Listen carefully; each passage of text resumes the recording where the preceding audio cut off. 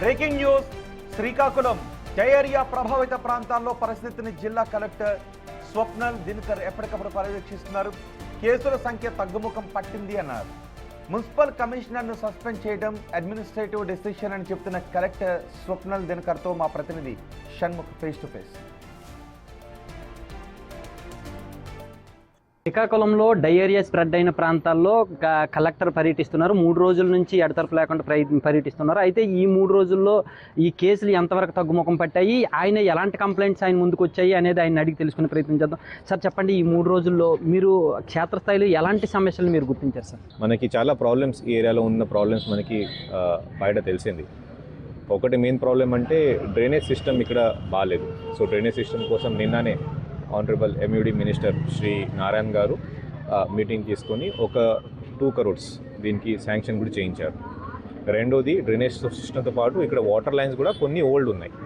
దాదాపు ఒక 5.54 kilometre water line. దీంట్లో ఒక 50%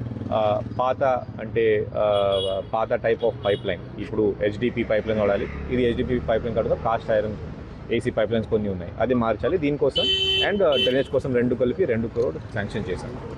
ఇది కాకుండా ఈ ఏరియా ప్రాంతంలో చూస్తే మనకి ఈ ఏరియా స్పెసిఫిక్ ప్రాబ్లమ్స్ కొన్ని ఉన్నాయి. మనకి ఇప్పుడు ఆవు కానీ తర్వాత ఈ గీదెలు కానీ చాలా ఎక్కువ తిరుగుతున్నాయి ఇక్కడ. ఆ పేడ ఏదైనా ఉంటే అది మళ్ళీ డ్రైనేజ్కి వెళ్ళడం, ఆ డ్రైనేజ్ నుంచి మళ్ళీ కాలుష్యత రాయడం పరిస్థితి వస్తుంది. కాబట్టి ఈరోజు మనకి జాయింట్ డైరెక్టర్ యానిమల్ హస్బెండరీ ద్వారా స్పెషల్ టీమ్స్ ఫామ్ చేసుకొని ఎక్కడెక్కడ ఈ ఆవులు ఉన్నాయి, ఎక్కడెక్కడ ఈ గీదెలు ఉన్నాయి, అందరికీ ఓనర్స్కి వెళ్ళి నోటీస్ ఇస్తూ ఈ పేడ అసలు డ్రైనేజ్లో వదలడానికి లేదు. ఇది కాకుండా ఆవు వల్ల రోడ్ కూడా బ్లాక్ చేయడానికి లేదు, అది కూడా నోటీస్ మనం ఇవ్వబోతున్నాం. మూడోది ఈ దమ్మలవీధి ఏరియాలో ఒక 2 RO వాటర్ ప్లాంట్స్ ఉన్నాయి.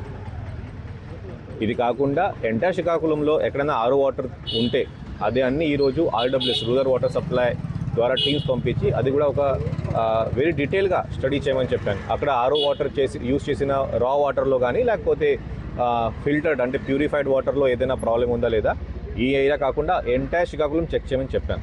ఈ ఏరియా పక్కన ఈ chicken shops, mutton shops, fish shops కూడా చాలా ఉన్నాయి.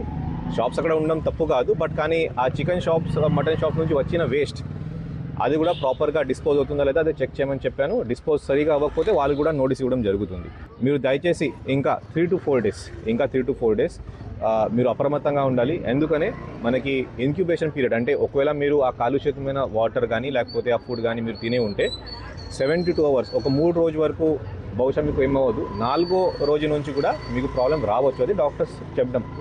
సో కాబట్టి ఈరోజు 4వ రోజు ఉంది, ఈరోజు కూడా మనం అప్రమత్తంగా ఉండాలి. ఇంకా 2-3 రోజులు మీరు అప్రమత్తంగా ఉంటే బాగుంటుంది.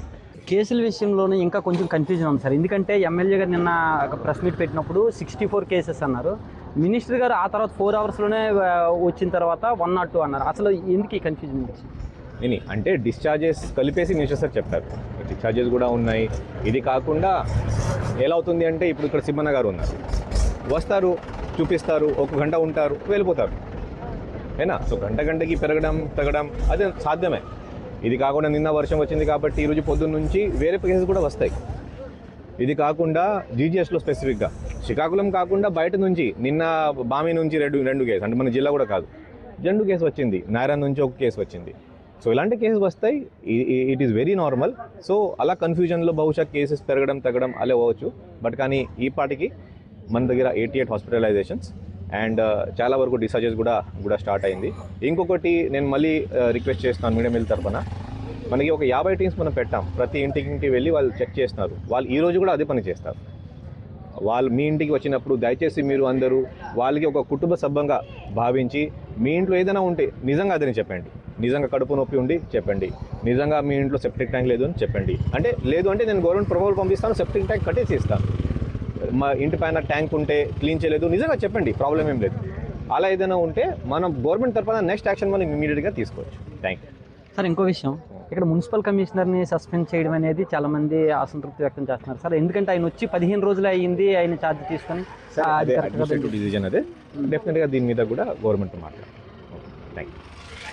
అది మొత్తానికి ఏదేమైనప్పటికీ కూడా కేసుల సంఖ్య తగ్గింది, శానిటైజేషన్ కూడా క్లియర్గా జరుగుతుంది అని చెప్పేసి కూడా కలెక్టర్ గారు చెప్తున్నారు. అయితే అధికారులు చెప్పిన విషయాన్ని, ప్రభుత్వం చెప్పిన విషయాన్ని ప్రజలు కూడా సక్రమంగా పాటించాలి. అది పాటించినప్పుడు మాత్రమే ఏదైనా సరే మేము తగ్గించగలుగుతామని చెప్పేసి కూడా చెప్తున్నారు. ఇంకా మున్సిపల్ కమిషనర్ విషయంలో తీసుకున్న నిర్ణయం అనేది అడ్మినిస్ట్రేటివ్ డెసిషన్ కాబట్టి దాని గురించి మళ్ళీ ఆలోచిస్తాం, ప్రభుత్వం దృష్టికి తీసుకెళ్తామని చెప్పేసి కూడా కలెక్టర్ గారు చెప్తున్నారు. కెమెరామెన్ లక్ష్మణ్తో షణ్ముఖ్, టీవీ శ్రీకాకుళం.